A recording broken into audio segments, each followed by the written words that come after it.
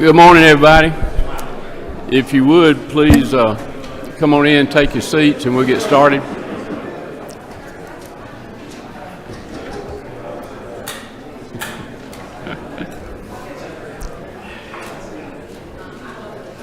Y'all, come on in and take seats, and we'll get started, and we'll close that back door, please.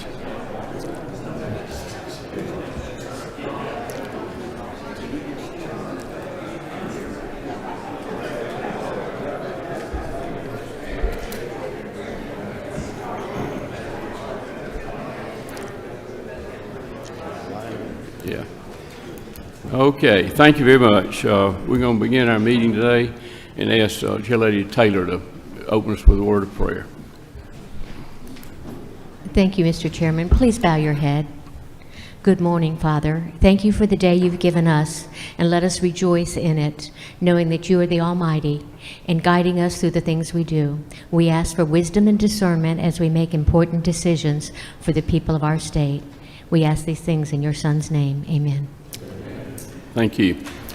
Okay, you can see business is picked up. So we're going to go ahead and start hearing from our folks that want to present, from those on the wall over here. And you can see we got a lot of folks, so brevity is going to be a virtue. And we'd ask you to move as quickly as you can. So let's go ahead and get started. Representative Lott. Thank you, Mr. Chairman and committee, for hearing this. This is House Bill 1188. We are fourth down on page 4.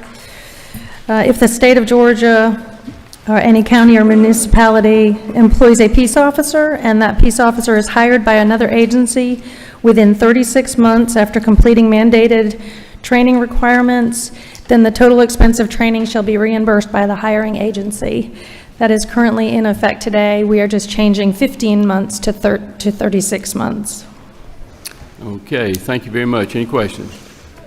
Okay. What's that? Which one is it? So, do you think, did you consider, or did you hear any testimony, do you have any concerns that a police officer might become even less interested in considering going to a jurisdiction that he or she isn't sure might be a right fit, but now all of a sudden he has to make a 3-year commitment? He or she has to make a 3-year commitment. So the responsibility falls on the hiring agency. So that's a great question. The law enforcement officer can go, and if they are hired by another agency, the agency actually pays for that training, so they can still move. Okay. Yes, ma'am. Thank you. Thank you. No other questions. Representative, go ahead. Thank you, Chairman, members. HB 1100, it's on the 3rd page, 7th from the bottom. This is an agency bill for the Department of Revenue Motor Vehicles. This bill does 4 things. It allows the Department of Revenue and the Department of Driver Services to send electronic notices, emails, to customers who opt in to receive emails. If you still wish to receive paper notices, you can. Number 2, it clarifies that all vehicles titled to a government entity will have a plate labeling it's a government vehicle. This does not apply to law enforcement vehicles. Number 3, it allows trailers to be included in the definition of fleet for vehicles that can have their registrations renewed in bulk.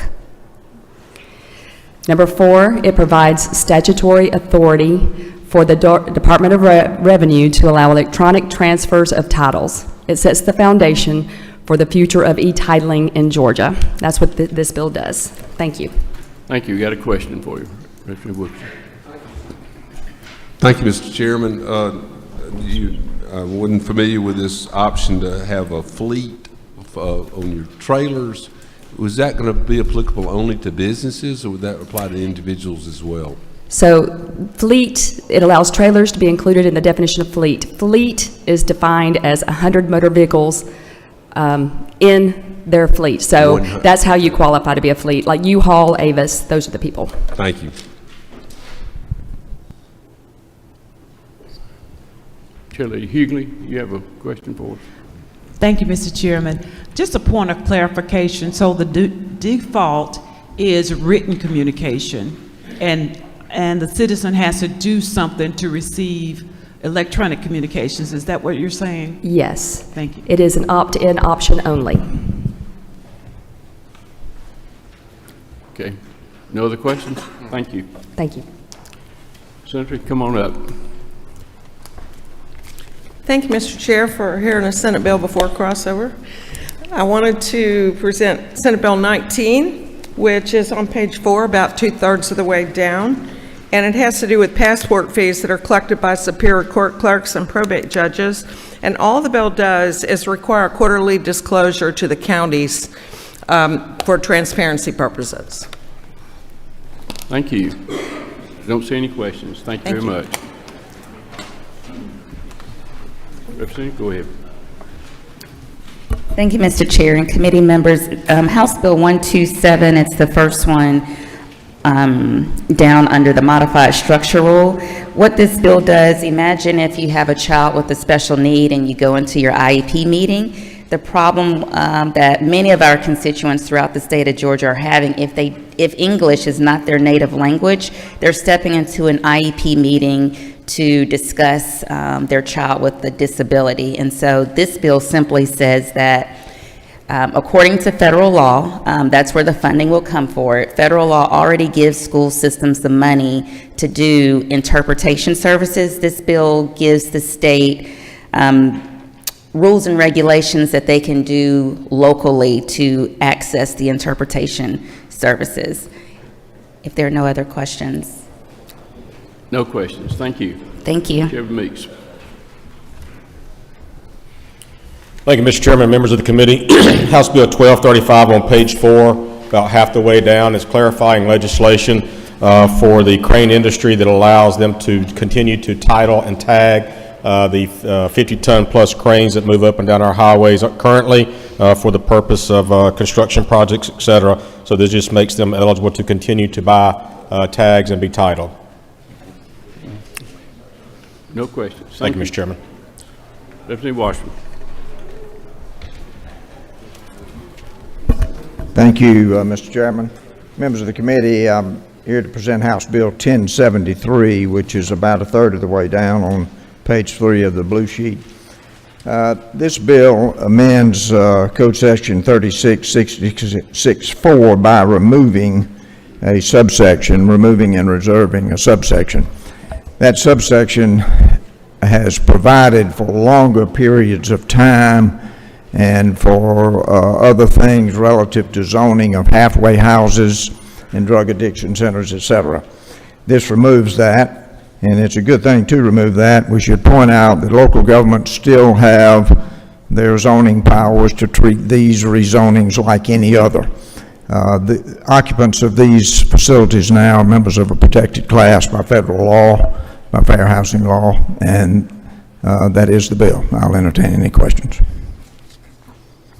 Don't see any questions. Thank you. Thank you. Sheldon Terry.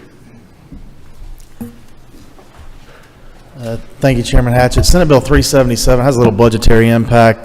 What we do in 377 is we define something called a qualified residential treatment facility, and by doing it the way we've done it in 377, it allows us to be eligible for something called federal Title 4E funding that will be then allowed to once again flow to our child caring institutions.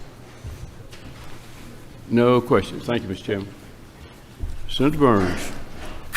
Thank you, Mr. Chairman. I have Senate Bill 369. It's on page 5, second from the top. This is the semi-quincentennial flag tag bill to commemorate the 250th anniversary of the American Revolution. This tag will be the primary tag in Georgia from 2026 to 2030.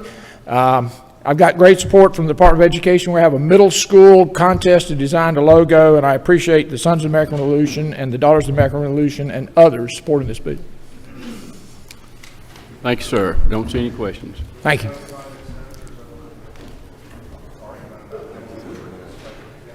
We have to turn your mic on if you punch your button there. Okay. Mr. Chairman, I don't want to slow us down, but I was under the impression that at least one senator was mad because they couldn't participate with the kindergartners in designing the flag. Is that true? The chairman knows what he speaks. Thank you. Well, we're just trying to keep things working on this side of the building and that side of the building over there. Representative Franklin. Thank you, Mr. Chairman. This is House Bill 907. It's on the second page, about halfway down on your blue sheet. And as a supplement to this, it's LC 394209S.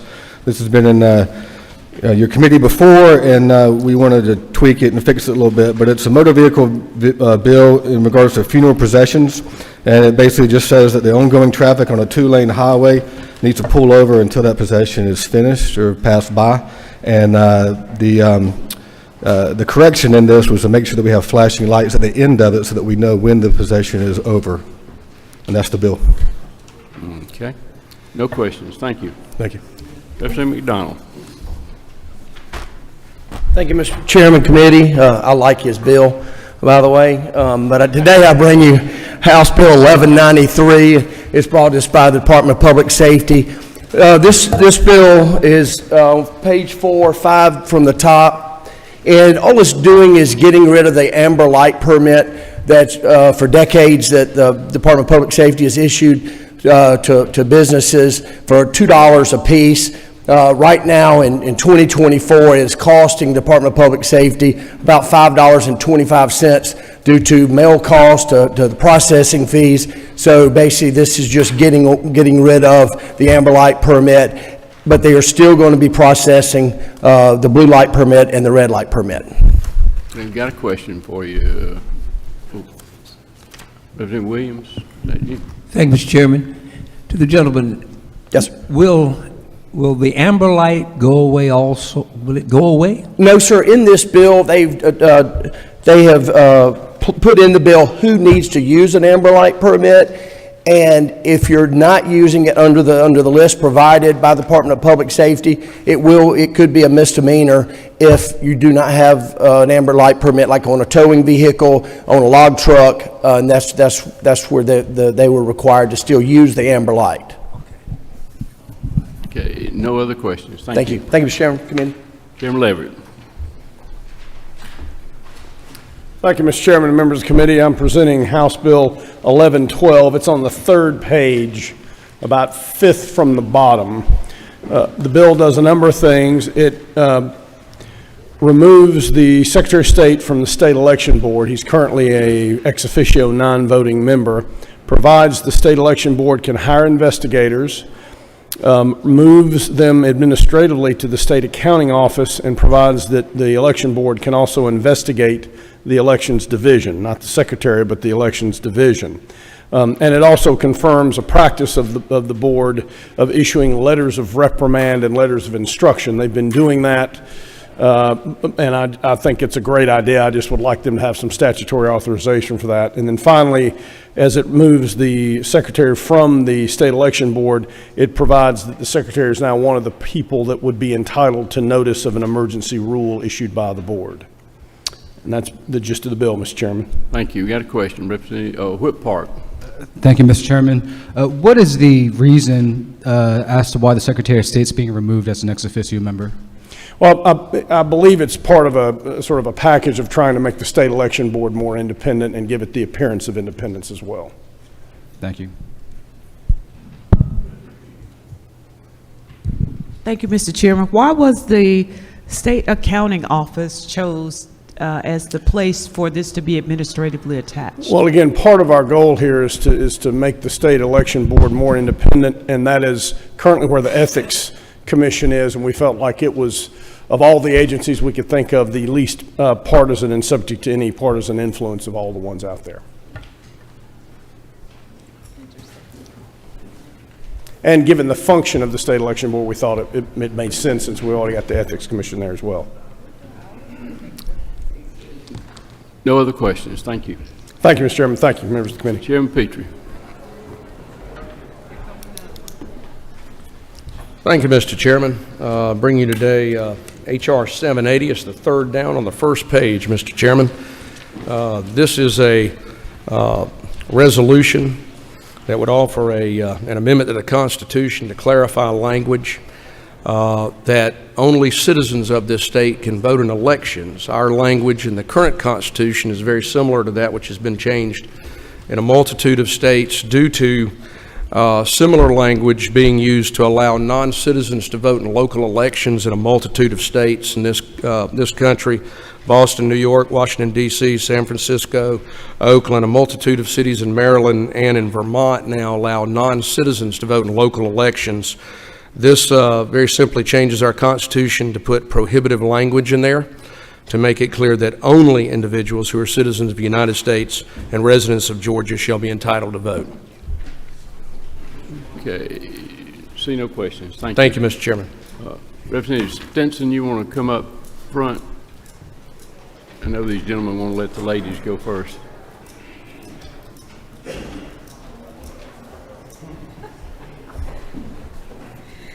Good morning, Mr. Chairman and members of the Rules Committee. I present to you House Bill 174. Basically, House Bill 174 is just beginning in the 2024-2025 school year. The Department of Education shall provide all parents and guardians with information regarding vaccinations. It's not a mandate, it's just only providing the information. Just asking for your favorable consideration for House Bill 174. Okay, see no questions. Thank you. Representative Willis, go ahead. Thank you, Mr. Chairman, member of the committee. I bring you H.R. 918. It's the fourth one down on the first page. It's the Golden Isle Greenway. We want to make official corridor. We'll make a quick point that this is only about a 25-mile stretch that would make all the way from Macon, Georgia at exit 6 all the way to the coast 4-lane. We believe it'll help us with economic growth and tourism. Brought to me by the commissioners of all the counties, and also the former Speaker of the House, Terry Coleman, had the foresight to make sure the bridges that this part that will have to be 4-lane are already compatible to a 4-lane highway. So we believe this will be good for middle Georgia, and it'll be the shortest route down to the coast. Thank you, Mr. Smith. No questions. Thank you. Representative, go ahead.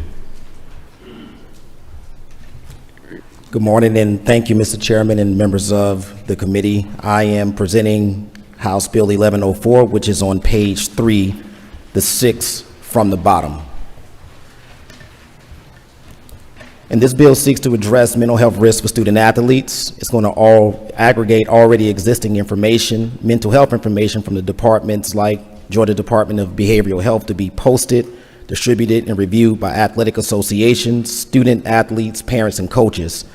The bill will ask athletic associations to consult with the Department of Behavioral Health to post mental health information on its websites, and so that information can be distributed to student athletes, parents, and coaches each year. And it was going to ask coaches to review pre-approved mental health literature and videos. This is currently done with concussion protocols and cardiac arrest awareness, but those are reactionary, and so we're going to ask that mental health is done in the same manner, so this can be a proactive measure. This bill takes into account the current physical evaluation forms that are used by our athletic associations, and is not going to change those forms, but it will allow the Department of Behavioral Health, in conjunction with the Department of Education, to update forms for evaluations if necessary. This language has been approved by the Department of Behavioral Health and the Department of Education, and is fully supported by the Georgia High School Association, American Academy of Pediatrics, and Georgia Mental Health Policy Partnership. Thank you, sir. I have a question. 32. Knight, Chairman Knight. Thank you, Mr. Chairman. Right here, Representative. Thank you. Just a quick question. I mean, you said it was in conjunction with already forms, the physical health forms, and as a father of a young child who's starting in that era of sports and high school sports, is this something you have to pass? Is this something that there's a form and you've got to fill out and meet certain criteria to be deemed? No, thank you for that question. There's already a pre-physical evaluation form. We're not going to change the form. What we're simply saying is that the form right now is fine, but in the future, if the Department of Education with the athletic associations would like to update that form, then they can. So it's not going to change the current forms that student athletes. And again, I appreciate the clarification, but again, not changing what is existing on the, I guess, physical health side, but adding to a mental health, I guess, standard or criteria that you must meet. In other words, you've got to be physically healthy to walk out on a field, if you will. Is this something that would correlate to you've got to be mentally somehow fit and to be deemed no, eligible for no, that's not it at all. The pre-physical evaluation forms already have a few questions that are going to address your mental health. We're not changing that. What this bill is simply doing is asking for our athletic associations, school districts to distribute and post mental health literature, and for our coaches to review pre-approved mental health videos. Again, this is something that's done in other areas such as concussion protocols and cardiac awareness. We're just asking that this be done for mental health. Chairman Martin. I think, if the gentleman yield for a question, I think I've actually been, is not true, I've been certified as a community coach prior and have fallen under these guidelines. The coaches don't have to pass a test, isn't it true? And what they do is watch these videos on an annual basis to take better care of the student athlete. So it doesn't involve them taking a test. As I understand, the bill doesn't mean a student athlete has to pass the test, but you hope that coaches would then be able to recognize issues that our students may have, and some of that's already going on in school now. Correct? That's exactly right. Yes, thank you. Thank you. No other questions. Thank you. Thank you. Representative Fleming. Thank you, Mr. Chairman and committee. I bring to you House Bill 1207. It's on page 4, about halfway down, and it is an elections bill. It's dealing with the ballot proofing process. What it does is simply puts another set of eyes on sample ballots before they are printed and loaded to the machine. So the way it works right now, when you qualify, after qualifying, all information goes to the Secretary of State's office. They build the ballots, and then they send ballots to each county elections director and board of elections, and there is a ballot proofing process in code currently. What it does when the counties finish their ballot proofing process, then the Secretary of State's office will set a 24-hour time frame when ballots will be sent to candidates on the ballot for you to proof your race to make sure your spelling is correct, your district number is correct, your party's correct. If you're an incumbent, you have an I by your name. It's not incumbent that candidates have to do it, but if there are issues, then they respond back to their local election superintendent and remedy if there's any issues on that ballot with their race. Well, that's it. I'll take any questions, Mr. Chairman. No questions. Thank you. Senator, welcome.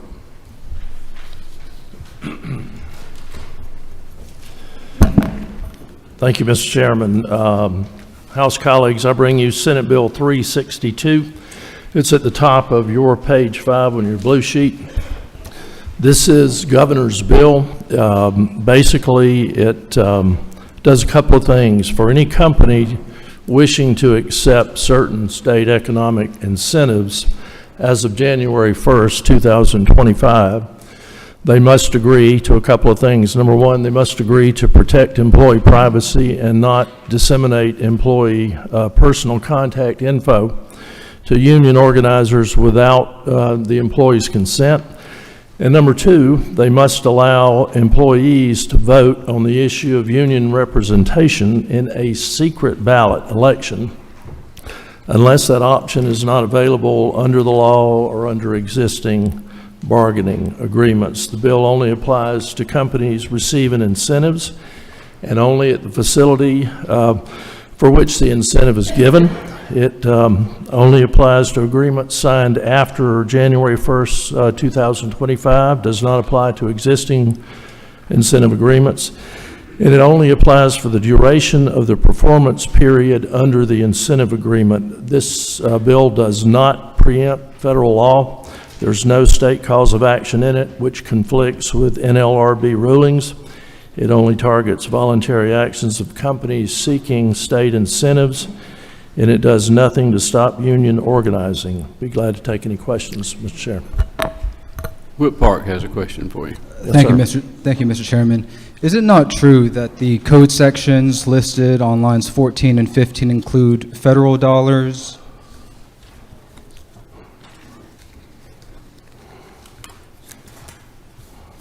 And is it not further true, or could you further explain how this bill does not preempt or otherwise violate the National Labor Relations Act?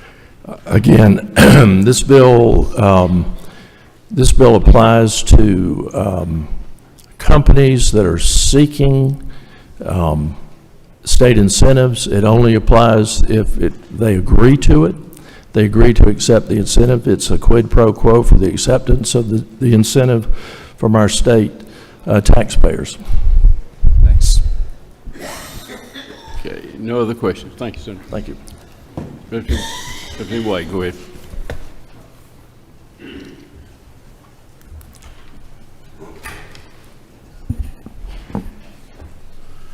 Thank you, Chairman. Thank you, colleagues, Rules Committee members. I'm here to present House Bill 1114. It's on near the bottom of page 3, fourth from the bottom.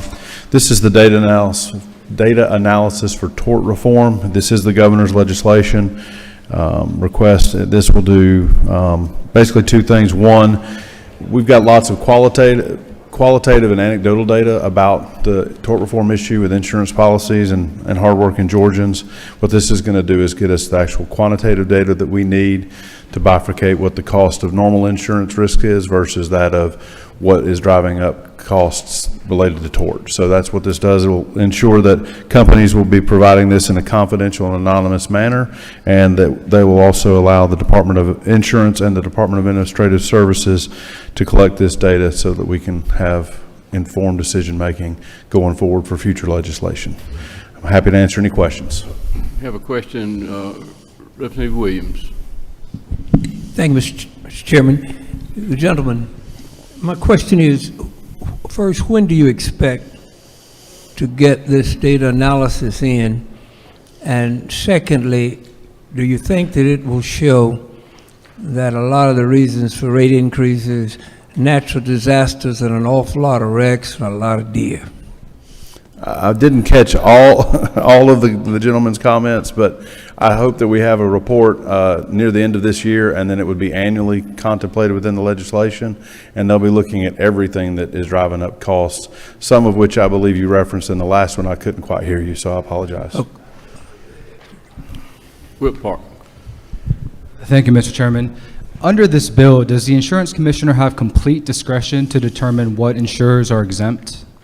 So the exemption piece has to do with if you're a life insurance company and you're not providing any property and casualty insurance, then you would not be able to provide information as it relates to that specific data request. So it has to do with its germaneness to the question being asked, not that they could pick and choose different insurance companies or carriers. Thank you. No further questions. Thank you. Representative, go ahead. Thank you, Mr. Chair. Today I'm here to present House Bill 986. It's up third from the bottom on page 2, election interference with the deepfake, LC number 560131S. It does so by defining a deepfake as materially deceptive media. Specifically, it needs to appear to depict a real individual's speech or conduct that did not occur in reality, and it would have to appear to a reasonable observer to be authentic. Lines 38 through 41 limit the definition of a person such that any individual acting on their own behalf, this bill does not apply to them. And that's just to make sure that we're in alignment with First Amendment rights. Lines 44 through 50 define the offense. Lines 51 through 54 define solicitation of the offense. Lines 61 through 65 define venue. Lines 70 through 77 allow for injunctive relief. Section 2.2 is cleanup language. Section 2.3, lines 93 through 95, specifically states that the State Election Board, of any findings, they have to release the investigative report. And then Article 5 moves on to a Georgia definition of artificial intelligence system and requires disclosures, and it goes through disclosures and how we'll do that through campaign transparency. With that, I'll open for any questions. No questions. Thank you. All right. Thank Well, you. excuse me. Thank you, Mr. Chairman. To the author of the bill, I just want to, is it not true that you work very, very hard in a bipartisan fashion, and this bill is well vetted through numerous meetings, and it came out, as I recall, with unanimous support for the measure? Is that not true? That is true. Thank you for that question. I tell everybody this thing's had more subs than the U.S. Navy. So, but we got it done. This is good language. We've got an agreement on it. So thank you for the question. Which branch of the service did you serve? In the Navy. Thank you for your effort. Thank you. Thank no you. question. Chairman Smith. Morning, Mr. Chairman, members of the committee. Today I bring to you House Bill 267. That's the 9th bill down on the first page of your calendar. Basically, this is a bill that would help provide a pathway to correct where an employer is improperly deducting and withholding wages for us to be able to bring them in compliance and make sure that they're not cheating the tax man out of what's due. Good. No questions. Thank you, Mr. Chairman. Go ahead. Morning, Mr. Chairman. I have House Bill 1069 LC 50069 to the very last bill on the last page of this morning's bills. This is a department bill that allows the Georgia Forestry Commission to have access to Form PT 283T upon request. Very simple bill. This form, officially titled Report of Timber Sale or Harvest, is a state form provided to county tax assessors after the completion of a timber harvest. One of the roles of the Georgia Forestry Commission is the investigation of timber theft, and they use this form, the PT 283T form, to ensure that timber harvest data reported to county tax assessors, to include revenue and compensation, matches the information provided to the landowner. It's more of a checks and balances sheet and form process. Normally, this form, the PT 283T, is only disclosed to local tax officials, so the Forestry Commission has to retrieve the data through normally a subpoena or a court order.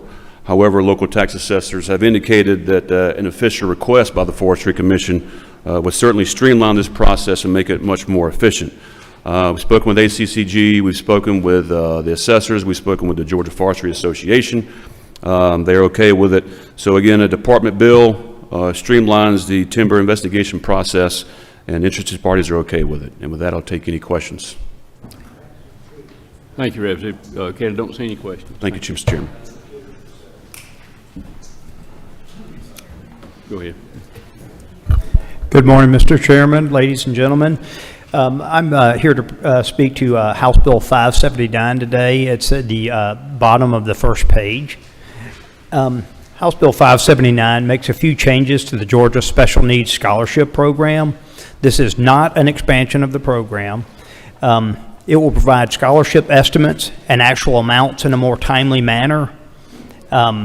It gives updates on how funds are remitted to schools. It has clarifying language about how the appeals process around scholarship amounts works. And it provides even more information into the program about the students who participate and on the types of conditions participating schools are able to serve. This bill was passed unanimously in subcommittee and in committee, and I would appreciate your consideration. Right. No questions. Thank you. Representative Monahan. Thank you, Mr. Chairman and members of the committee. I bring to you House Bill 934, LC 48 1202S. It is halfway down the second page on your blue sheet. This allows for electronic agreements for self-storage facilities, as well as gives a remedy to folks who operate self-storage facilities for things other than non-payment. Okay. No questions. Thank you. Thank you. Jim Purple. Thank you, Mr. Chair. I've got two bills, if I may. The first is on top page 3, the very top on page 3. It's HP 1001. Several weeks ago, I went home because of the storms in South Georgia, check on the farm, check on my wife. I should have said, to check on my wife and check on my farm. So the next morning. Make sure you get the order correct. Please, I hope she's not watching today. About halfway home the next morning, I coming up for session, stopped to get gas, realized I'd left my billfold and my work breeches, and we've all done that. Maybe not work breeches, but I had a credit card on my phone. I also have my driver's license on my phone. I, along with about 300,000 other Georgians, have an electronic driver's license issued by DDS. I can actually go to Hartsfield, get on an airplane, go through TSA with the only identification being the electronic Georgia driver's license. This bill simply adds shall from may to take the ambiguity out of the law that the display of state-issued digital driver's license fulfills the state requirement to have a copy of your driver's license in your immediate possession. You're not compelled to give a digital license if you choose a physical license. You have also not consented to a search of your device if you display it. So it's a pretty simple bill, but thank you. Don't see any questions. So also on page 4, sixth one down, HB 1199. I don't really have a good story about this one, but since 1970, the state auditor has conducted a monthly report from every department, agency, authority, and public corporation in the state on all architectural and engineering firms that do business with the state of Georgia using a 36-month time lag. Probably since 1970, no one has read this 225-page report monthly. This bill merely seeks to provide efficiencies in government by doing it annually, posting on the website, as part of the Transparency in Government Act. This is just limited government. It's a good bill. No questions. Thank you. Sir. Senator Walker. Thank you, Mr. Chairman and committee. I bring to you toward the bottom of page 4, Senate Bill 110, the Back the Blue Act. This is a bill that we worked on last year and it got carried over. The only changes we made from last year, you'll see it's a substitute, is we changed the effective date from 2024 to 2025 and the sunset from 28 to 29. This is a voluntary checkoff on your vehicle registration to allow citizens of Georgia to contribute $5 to the Back the Blue Fund, which would support our sheriff deputies throughout the state. It passed unanimously out of your Motor Vehicles Committee last year and this year, Mr. Chairman. Okay. Don't see any questions. Thank you. Thank you. Okay. All right. Do we have some committee members?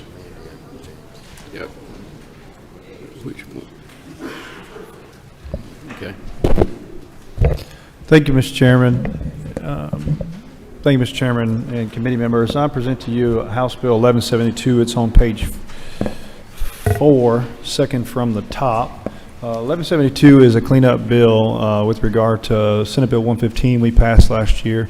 It removes language, particularly the public trust doctrine language, and it clarifies what the rights of folks in the state of Georgia have when they're on a navigable waterway. And that's what the bill does, Mr. Chairman. Okay. If there are any questions, raise your hand. Yeah. Don't see any questions. Okay. Representative Taylor. Thank you. I just had a question. Does this indicate in our waterways where people can fish from and hunt from, and they have passage through rivers, creeks? What all does it include? It includes navigable waterways. It says that you have the right to pass, hunt, and fish. That's what the current state of the law is. We're not changing that as to navigable waterways. Okay, thank you. Okay. Any other questions? Thank you. Chairman Ballinger, you had a question? Oh. Okay. Thank you, Mr. Chairman. I'd like to bring to the committee's attention House Bill 924. Basically, it's insurance discriminating against certain healthcare facilities and providers in connection with administration of provider-administered drugs. It basically prohibits public insurers from making white bagging, forcing patients to engage in the practice known as white bagging, and it ensures patient protection and allows them to have the medicine that their doctor intended. That's the basis of the bill. Okay, any questions? Don't see any questions, thank you. Chairman Cooper, you have a question? Bill? Thank you, Mr. Chairman. I have two, if I may. On the bottom of page 3, House Bill 1125, it's hard to believe that in 2024, we still have companies paying our disabled people 22 cents an hour. This is a phase out of this program. It does not, they already get money from the feds and the state to run their programs, and this would phase it out, and the governor had set up a task force to do this. Has nothing to do with private companies that hire the disabled. The other bill I have is 10 Wait just a minute, we got a question on that. Oh, I'm sorry. Excuse me, go ahead. Okay. The other bill is up on the middle of that page. It's House Bill 1077. Thought there was one like this coming from the Senate, but it seems not to be. It sets up a grant. Part of our continuing to try to help mental health patients in this state. One of the biggest factors is that we have nobody to take care of them. We don't have enough psychologists, psychiatrists, social workers, and so forth. This sets up a grant program that would help pay for schooling for people going into those areas. And also, it sets up an incentive program to get people in those areas to work and take Medicaid patients, which are often found in areas that most desperately need qualified people to help. That's it. Okay. I'll answer questions. Don't see any questions. Thank you. Chairman Hawkins.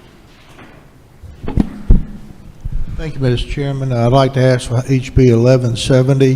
This is a bill that requires Narcan in government buildings that also have an AED, so they must have an AED for this bill to apply to them. It does not include any universities or other establishments of learning. It also speaks to the training, it speaks to the funding of grants, gifts, and contracts, and it also speaks to the liability exemption under Good Faith Act. Okay. Don't see any questions. Chairman Taylor. Thank you, Mr. Chairman. I bring you House Bill 1081. It's on page 3, one halfway down. It is known as the Georgia Preeclampsia Biomarker Testing Act. Preeclampsia is a serious blood condition that develops during pregnancy. People with preeclampsia often have high blood pressure. The preeclampsia typically develops after the 20th week, and it's among the top 2 to 3 causes of why women die. The FDA just approved this last summer. It will predict who can have it. It's been the standard of care in Europe for decades, and the obstetricians over there say they couldn't work without it. The accuracy rate to rule out this condition is 96%, and in African American and black women, it's 99%. Be happy to answer any questions. Don't see any questions. Chairman Newton. Thank you, Mr. Chairman. I bring you House Bill 971. It's on the last page under structured rule, the second one down. House Bill 971 supports Georgians who, due to increasing crime and violence, have purchased or are considering purchasing a firearm to better defend themselves, their children, and their families against criminal violence, and who desire to do that in a responsible and secure manner. This legislation allows Georgians to use a portion of their state tax obligation as a tax credit of up to $300 for 2 things: to obtain firearm training through an in-person firearm safe handling instructional course, and to purchase a firearm safe storage device. It allows them to keep the firearm both readily available but also secure from children, and especially from the criminal theft, which is fueling much of the criminal gang-related shootings we hear about so frequently. Okay. Don't see any questions. Chairman Powell. Thank you, Mr. Chairman. I bring to you this morning a couple of bills. House Bill 993. This would provide for the offense of grooming of a minor. This is a a situation that arose up in our part of the world that it's a pattern of sexual predators that use internet or computers or whatever to start working on young children, so that when they reach a certain age, then they can engage in an illegal activity with them. Has a self-definition section, but basically it says that a person over the age of 18 and not less than 48 months or older, then the alleged victim commits the offense of grooming of a minor when such person exhibits a pattern of activity, knowingly and intentionally performs an act in a person or through a third party that causes by the electronic devices, computers, social media, to persuade, induce, entice, or coerce a minor to engage in a sexual offense.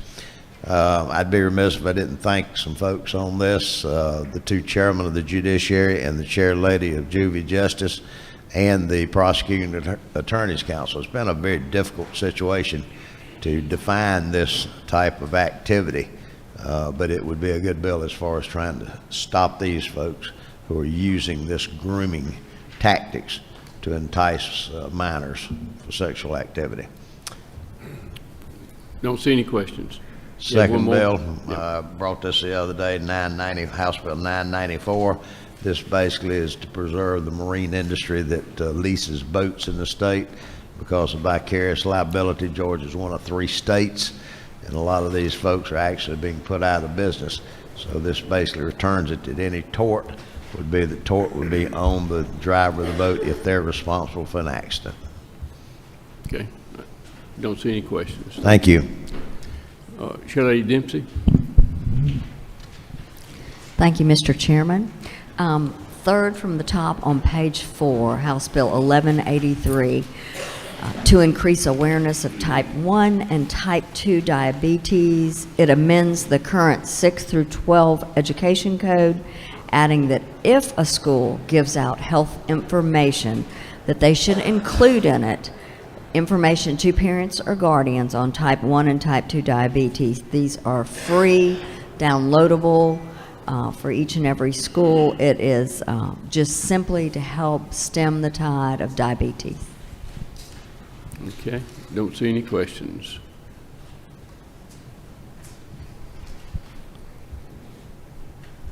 Jim Blunt, go ahead. Mr. Chairman, members of the committee, I bring to you House Bill 1204. It's on page 4, about halfway down under modified structure. This bill provides insurance coverage for the harvesting and storage of eggs and sperm for people who have been diagnosed with cancer, lupus, and sickle cell.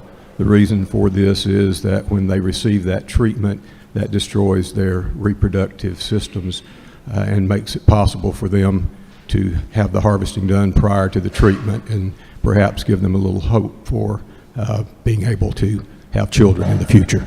That's the bill. Don't see any questions. Thank you. Okay, have we gotten everybody that's a member of the committee? I think we have. Thank you. Okay, a little housekeeping here before we set the calendar. I want to recommit House Resolution 1066 back to the special rules. Do we have a motion? Any opposed? Okay, it's back to special rules. Now, what we're going to do now is set the calendar for day 24. So this under the modified structure, House Bill 896. Do I hear a move? Second. Any opposition? It's on.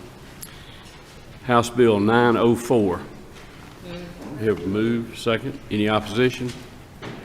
Okay, it's on. House Bill 1054. Have a move and second. Any opposition? It's on. House Bill 1072.